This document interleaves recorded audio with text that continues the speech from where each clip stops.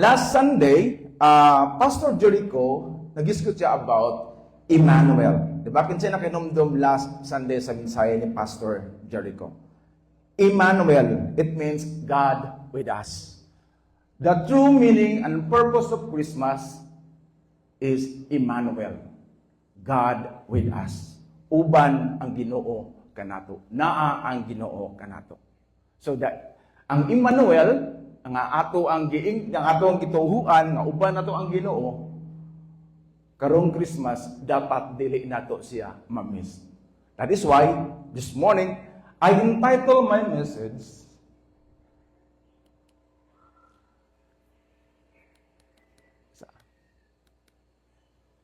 Don't miss Christ this Christmas. Amen? So, pila na lang kaadlaw, Pasko na, di ba? Pila na lang ka-days, 4 days na lang, Christmas na. Siguro ang mga tao karon busy na kayo. Busy na sa preparation, dito sa God. Ang mga tao busy na kayo sa pagpalmalit, busy na kayo sa pagprepara karon 24 sa gabi. Mato ka sa dalan, traffic na kayo. Kinsa naka-experience og traffic, di ba? Matingala ka pag December, traffic gid kay tanan. Matingala ka sa tanan months sa year, ang December mo ay pinaka-busiest. Traffic na kayo, manang early na ka maglakaw kung nakay tuyo. And then, pag abutin mo sa mall, grabe kadaghang tao. Mag-inilugay sa mga pamaliton. That is why, karong adlaw, we don't miss Christ this Christmas. Adunay tulo ka rason igsuon nganong ma-miss nato si Kristo karong Pasko. Do you know nga tungod sa kabisi, tungod sa kanang hitik na kaya itong schedule, Christmas party din Christmas party dito, dayon preparation din preparation dito. Sometimes sumani mog church, magdali na kaglakaw kay nana sa kay agtuan, di ba? Inana pa sa December. Mao nang pag-abot sa Christmas, instead joy to the world, bura nung kag-stress na kayo, gikapoy na ka, kay grabe na kayo ang imong na-burn out na ka. No? O igsoon, adunay posibilidad nga mag-celebrate ta sa Christmas, but we miss Christ. Tungod sa kabisi. That is why, adunay tulo ka reason nga ano kunong ma-miss na to si Kristo karong Pasko. Una, busyness. Busyness is the first reason why we miss Christ this Christmas. And the first one who missed Christ in the first Christmas was the innkeeper. In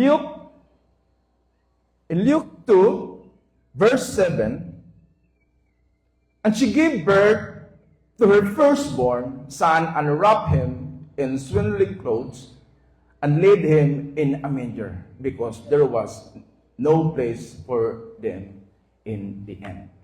So in other words, igsoon, so that para atong makita nganong maninga time, the first Christmas, busy na gihapon, but daghan ang mga tao, adunay tulo ka karakter nga atong tan-awon nga na-miss nila ang first Christmas. Which is, gingon pa nako, ang una is ang innkeeper. He missed Christmas because of business. Busyness. Di ba kita, sa ingong ko kanina, tungod sa ka-busy nato, sometimes ma-miss nato ang real meaning sa Pasko.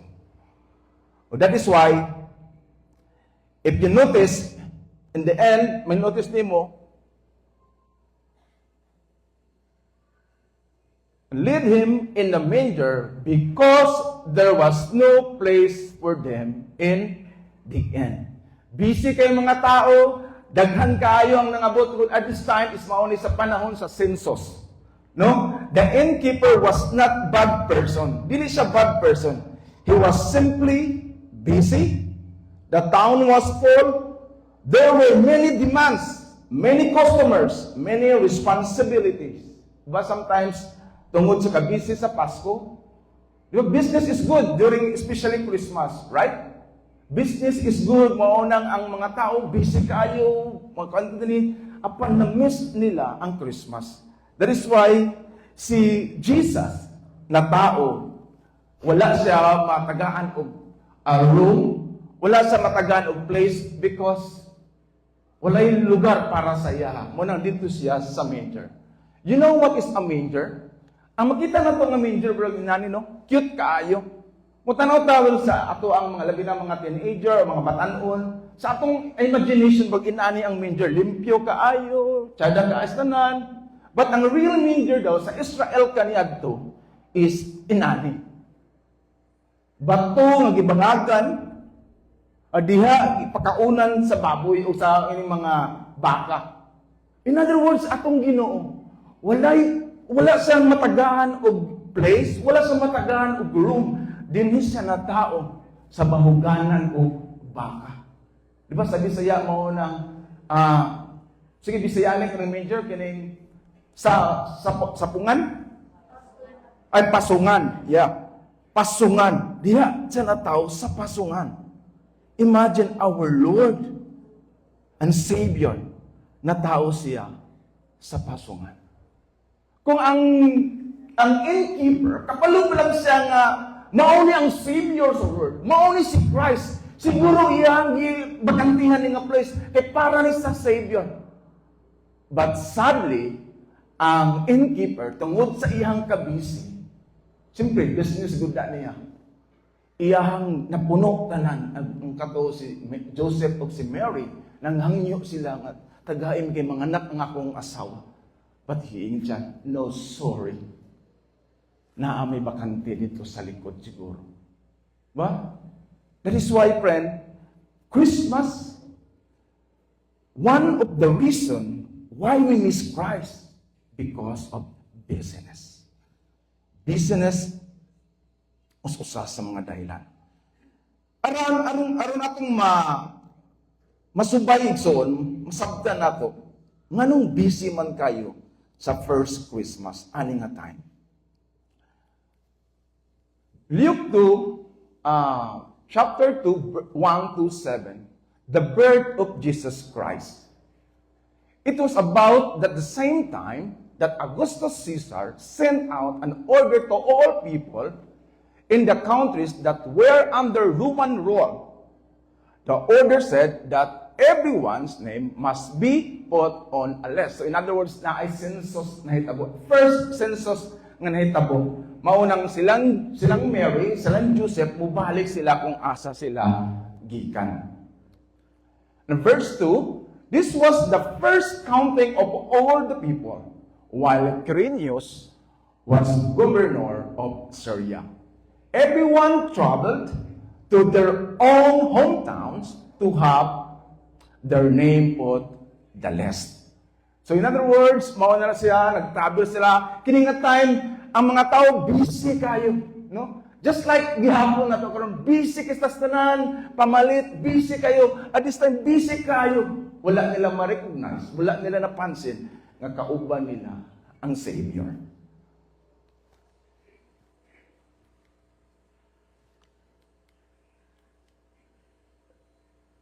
So Joseph left Nazareth, a town in Galilee, and went to the town of Bethlehem in Judea. It was known as the town of David. Joseph went there because he was from the family of David. So na ako ipakita nga mapa. Now, gikan si David sa Nazareth, imagine mo ang ilang travel. From Nazareth, paingon sila din sa Bethlehem. Paingon sila sa Bethlehem. According sa scholar, I think mabutyag 82 kilometers, something. 82 kilometers, ilang gilakaw? O 128, I forgot. So, in other words, gilakaw na nila, sakay sila og donkey. Ang pag-abot na nila dito sa ilahang lugar, morning na time, nga mga anak na si Mary. As I said, igsoon, because of business, the inner keeper missed the opportunity na maging part siya sa history. Right? Because sa iyang kabisi, na-miss niya maging part siya sa history. Muna kung tanaw na to igsoon, di ba kita tanaw na to ang kining gitawag na manger scene? Di ba sa gara diyan makita na to ang shepherd, si Mary, si Joseph, and three kings. Wala diya na-appeal ang innkeeper. Right? Wala siya na-appeal tungod sa iyang kabisi. Now, igsoon, pangutan-on na to atong kaugalingon. Have you ever come across the manger scene with Mary, Joseph, Jesus, and the animals, that shepherd, and the wise man? Na ba tayo makita? Di ba wala? Because the inner keeper is the first person whom is Christ this Christmas. Today, today, many people miss Christ not because they reject Him. Di ba? Dagan mga tao na miss nila si Kristo, dili tungod ang ilan ang gi-reject, but because they are too busy. So much busy. Pangutangan mo son, are you busy? Are you busy, son? Ask yourself. Pangutanay mong kagalingon. Is my heart so full of worldly things that there is no longer any room for Jesus? Just like the inner keeper. Busy kayo sa iyang trabaho, busy kayo sa iyang business, busy kayo sa iyang pangita, but he forgot. He missed the real meaning of Christmas, which is God with us. He missed Christ. That is why, friend, today, even though we celebrate Christmas, bisan pag mag-celebrate taog Pasko igsoon, if Christmas without Christ, there can be no fullness of joy. Amen? If Christmas without Christ, there can be no fullness of joy. Mahimo lang siyang stress. Kapuyan lang ta. That's why, di ba, kabantay, mingon ka sa, kinsa mo ginakauna aning Pasko, kakapoy ba kaayo, mag-prepare dito.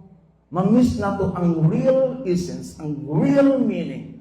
And this is the time of our Lord and Savior. That's why, friend, Christmas.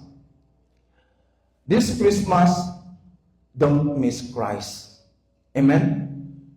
And the second reason why we miss Christ in Christmas is fear. Fear. The second one who missed Christ in the first Christmas was King Herod.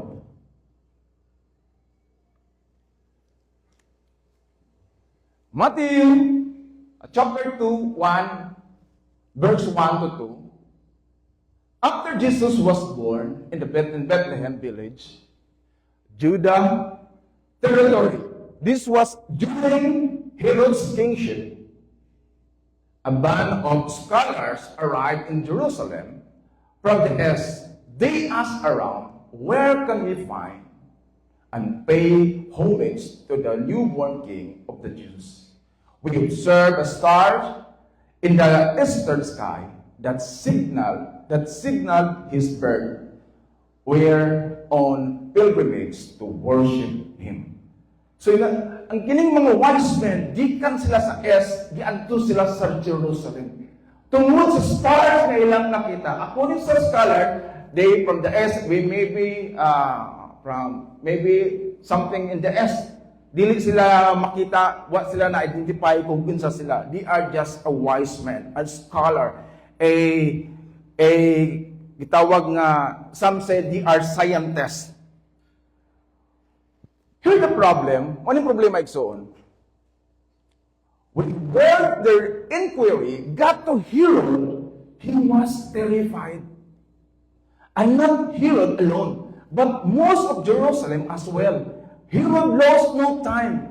He gathered all the high priests and religion scholars in the city together and asked, where is the Messiah supposed to be born? Nahadlok si King Herod. Nahadlok si Herod, dili tungod, kay mag-worship siya. Nahadlok si Herod, nga ilugan siya sa iyang posisyon. You know, si King Herod igsoon, according sa history or sa mga scholar, si King Herod, na-threaten siya ni Jesus. Pag-ingon sa Magi, asa man ako makita ang King of the Jews? Ingon si Herod, ha? I am the king.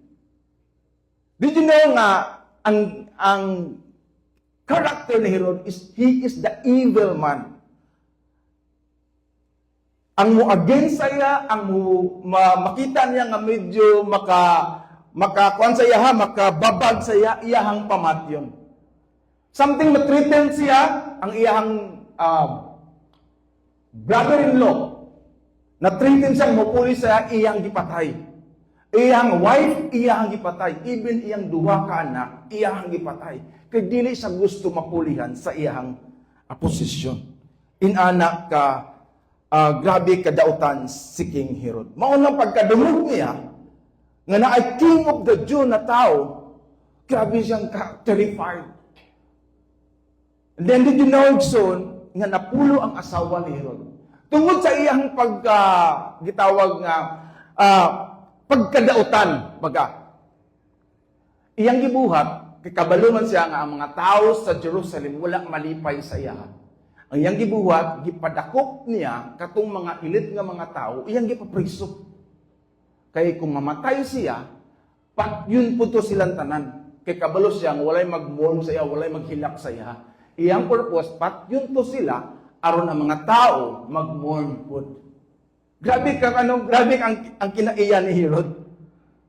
Muna sa iyang kasuko igsoon, nga kabalo siya nga, wala nitukan ang kining mga magi, baga gitrik siya sa magi, ingon siya nga, atua dito kay mag-worship ko. Pero actually, si Herod, iyahang intention is dili mag-worship, kundi iyahang patyon. But the magi, wala na mibalik sa King Herod, ug mao ni ang gibuhat ni Herod. Herod kills the baby boys. When Herod saw that the wise men had tricked him, he was furious. So he must give an order to kill all the baby boys in Bethlehem and in the surrounding area who were 2 years old or younger. In other words, ang first Christmas igsoon na ay baby massacre. Inanak si Herod. Today, we celebrate Christmas, we enjoy, maghapit we celebrate, but in the first Christmas, there is a bloody massacre. Inanak kadautan si Herod.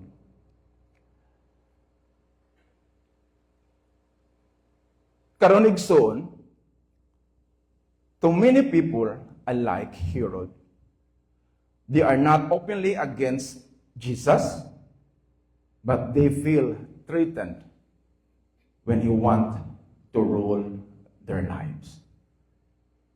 They want Christ as Savior, but not as King. They like the lessons of the Christmas, but not the call to surrender. Sometimes, Christmas, there are mga tao nga dili sila mo-surrender sa Ginoo. Just like Herod. Right? Sama sila kang Herodes. They want to know Christmas, but they don't want to surrender their life. They keep their life. Dili sila gusto nga na ay king na bawo sa ilang. Na ay king nga mo role sa ilang. They want their own king. Na ako ang hari. Ako ang magbuot sa akong kinabuhi. And sometimes igsoon, makaingon ta nga ang Christmas, di ba sometimes mingon ta pag kuan ko sa Ginoo, musunod ko sa Ginoo. basin mapugnan na ang akong freedom. Di ba mao na mga kahadlukan sa uban? If I follow Christ, mapugnan ang akong freedom. Di na ko kabuhat ani, limited na ang ako ang lihok. Sayop tayo. So, if we follow Christ, the things nga wala nimo na experience, ang joy, and happiness, and fulfillment sa imong kinabuhi, diha nimo ma-discoveryan. Mali ang iyang panglantaw sa uban. They think that mahimo ratang pataas ang lalaki, pataas ng buhok, pataas ng bangas, magsalina ng puti. They think na ang Christian is kanang weirdo. That is why some people, they like Herod. They want to stay in control of their decision. They fear losing comfort, position, or pride. This Christmas, examine your heart. It is open to Jesus or like Herod's, full of fear, pride, or control. This Christmas, friend, examine your life. Open ba ko para kay Jesus? Or I am like Herod. Puno sa kahadlok, basin, dili na po ma-accept sa akong mga friend. Puno sa kahadlok, basin dili na ko nila accept po as friend.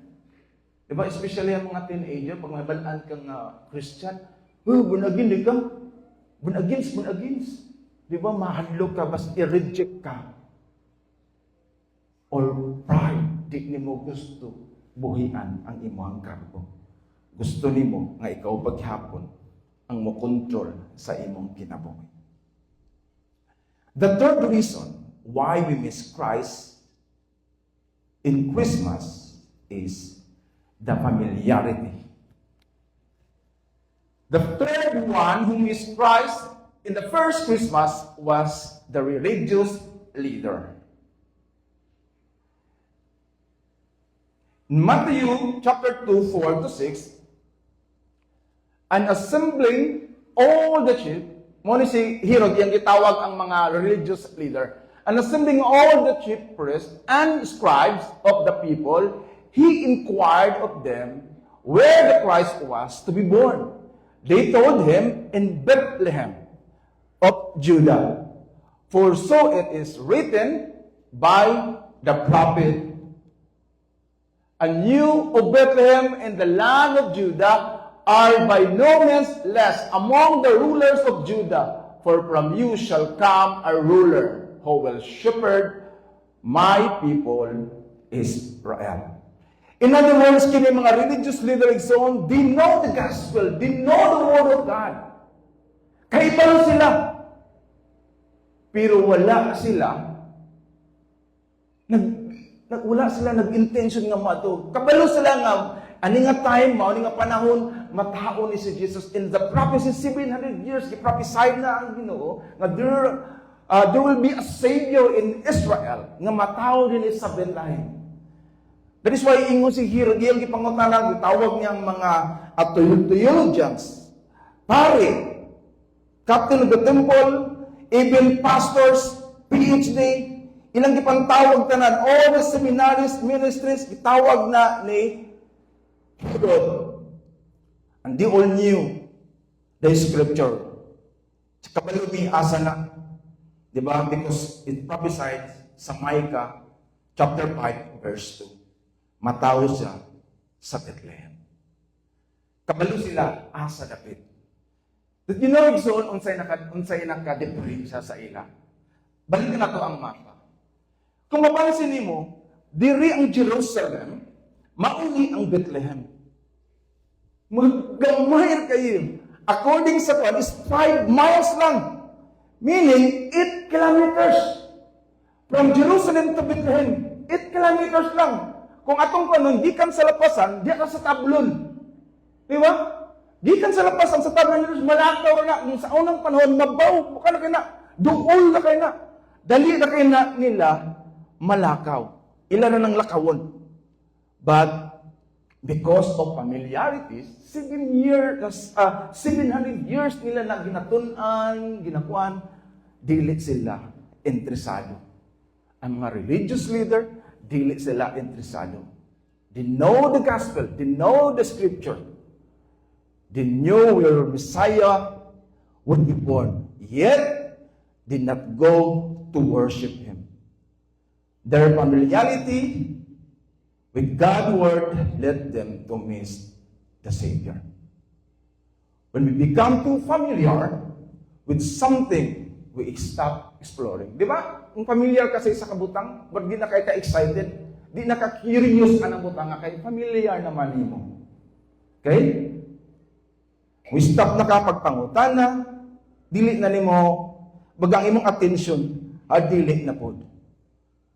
Maunang nahitabo sa mga religious leader. In other words, they are not interested. Today, many people celebrate Christmas every year. They know the song, they know the stories, and tradition. Hibaluta, but we stop wondering because it sounds familiar. Every year na lang nato na gina-celebrate. Every year, mura na taog ka ng, kung mga bata pa, excited kayo pag September, excited kayo, wow, Christmas na, September na good. Pero kitang mga medyo nata sa edad, medyo makulbaan na ta kay next year, dako na sa itong edad.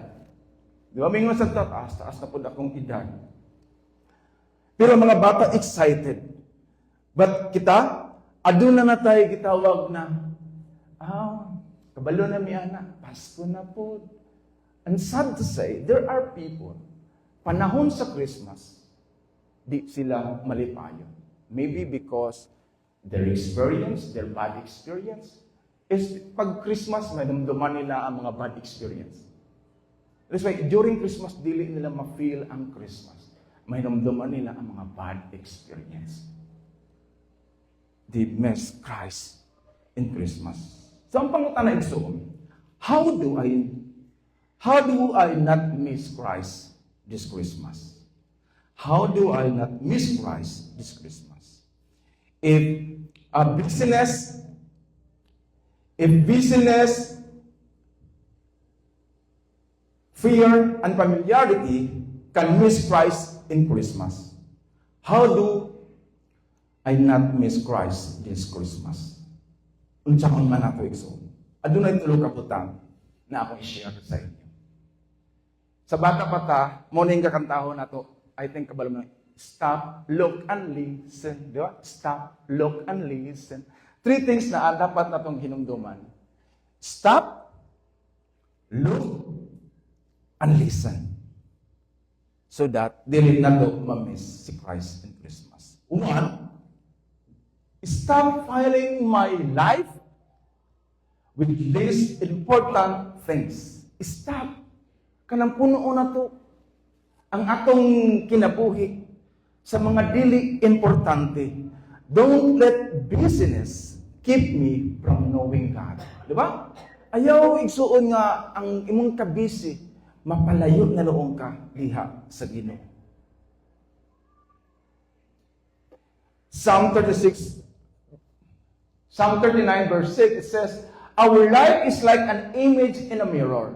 We rush through life collecting things, but we don't know who will get them after we die.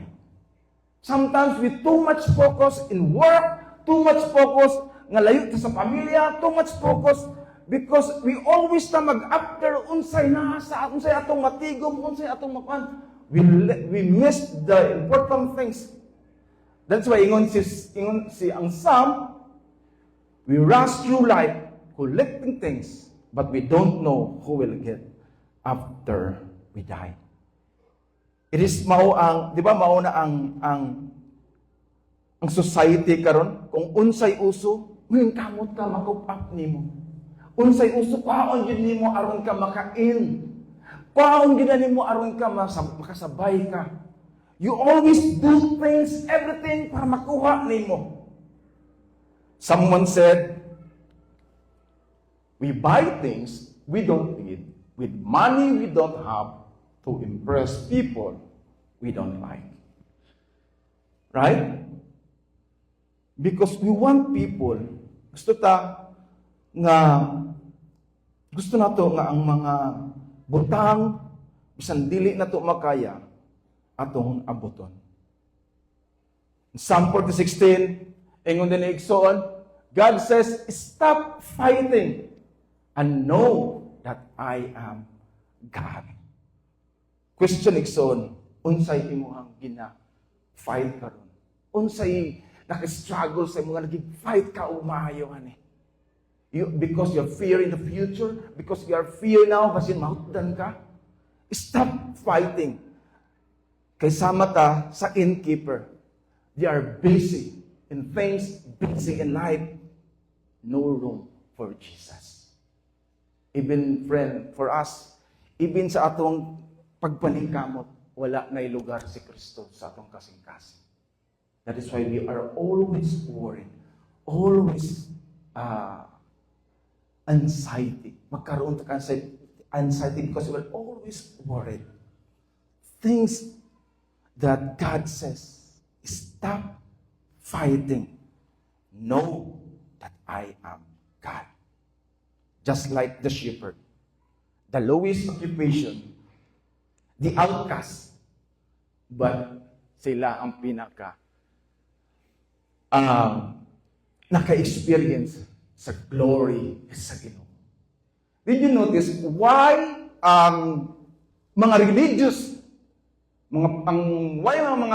people katong mga sendre, mga press, mga pari kaniadto, mga ginagdagko sa kining Jerusalem, nganong wala sila naka-appeal? Unang wala sila sa kining pagkatao ni Jesus, wala nila na witness. You know why? Because they are busy. They are prideful. There are always things that I know everything. And sometimes in life igsoon, ang Ginoo mangita siya sa mga pinakaubos. The shepherd, the outcast, the people nga dili sila accepted in society, but they are the one experience the miracle, the glory, and even the angels that God sent to this world. That's why, friend, stop fighting and know that God is with us. The second thing is look closely. This Christmas, look closely at why Jesus came. Di ba?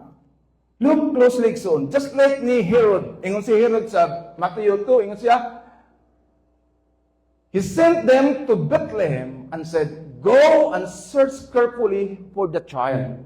As soon as you find him, report to me so that I too may go and worship him. Even though tricks ni Herod nga mag-worship ko siya, but dili na mao ang iyahang purpose. But for us, we know Christ. We need look closely at why Jesus came. Nganong gianhiman ang Ginoo? Right? Nganong naaman sa din? Unsay main reason why we celebrate Christmas? As Jeremiah,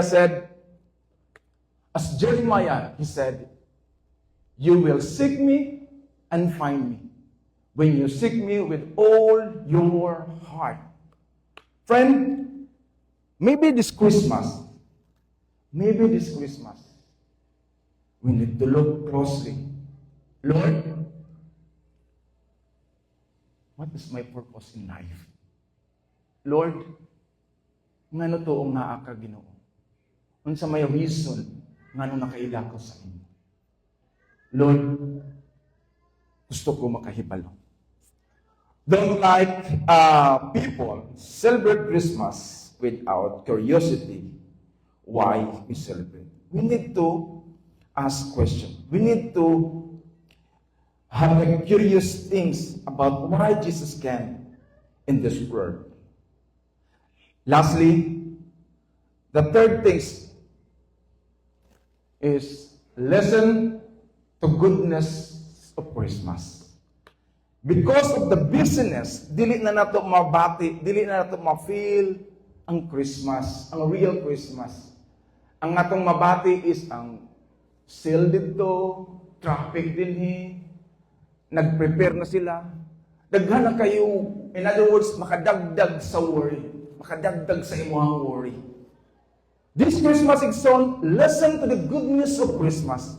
In Luke 2:10, ingon din and the angel said to them, fear not, for behold, I bring you good news of great joy that will be for all the people. For unto you is born this day in the city of David a Savior, who is Christ the Lord. Amen, igsoon. Fear not. You know, Christ, ang fear not, igsoon, is 365 times nag-iingon sa Bible. Fear not. In other words, every day, ang Bible nag-iingon sa to, fear not, ayaw kahadlok. We need to listen. The goodness of Christmas. Jesus came. And ingon siya, fear not, ayaw kahadlok. In other words, in your journey, in our difficulties, in our plan, in our family, in even the future, the uncertainty, we don't need to be afraid. Because we have Jesus, our Savior. He said, fear not.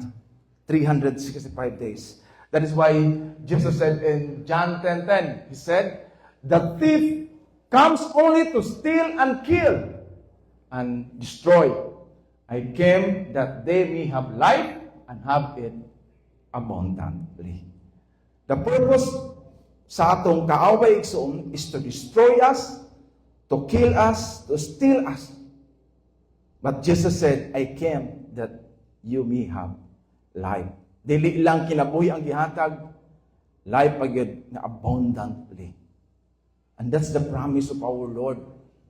That's why, friend, in this Christmas, we need to listen the goodness. Why Jesus came. So, reason why ano sa giyanin sa kalibutan. Dili ta magpadala sa kabisi sa world. Dili ta magpadala sa kabisi sa kalibutan. We need to think, we need to listen. Because Jesus said, for God did not send His Son into the world to condemn the world, but to save the world through Him. Amen? God, He came to us to save us. This Christmas, the true meaning, that is why Emmanuel, God with us, not only mag-uban ka nato, but He want to save us. In our situation, in our difficulties, hinatbaga, gingon din na, dili lang ang Ginoo mo save sa atong espirituhanon ng kinabuhi, even ang atong sitwasyon karon. I know, friend, daghan mga situation na dili nato makaya. Daghan mga butang, mga challenges that sometimes mo ask the question, Lord, nganong nahitabo man ni sa ako? Lord, the more ko nagduol sa imo, the more ang mga problema. Why man? But think, friend, Christ did not come to condemn us, but to save us. Lastly, 3 things to not missing Christ in this Christmas is stop, look, and listen. Stop filling my life with less important things. Look closely at why Jesus came. And third, listen to the goodness of Christ. Friend, as I end, pila na lang ka days, New Year na. Tubang na sa bagong tuig. New Year, new challenges, new difficulties, new problem. But take heart, igsoon, that Jesus says, He is our conqueror. Amen? He is our conqueror. This Christmas, we need to stop, we need to look, and we need to listen. Stop, look, and listen. Because Christ this Christmas without Christ is nothing. Christ is the center of all our celebration. Friend, dili man perfect ang life, but if we have Christ in our heart, makapadayon ta diha sa Ginoo. Let us pray.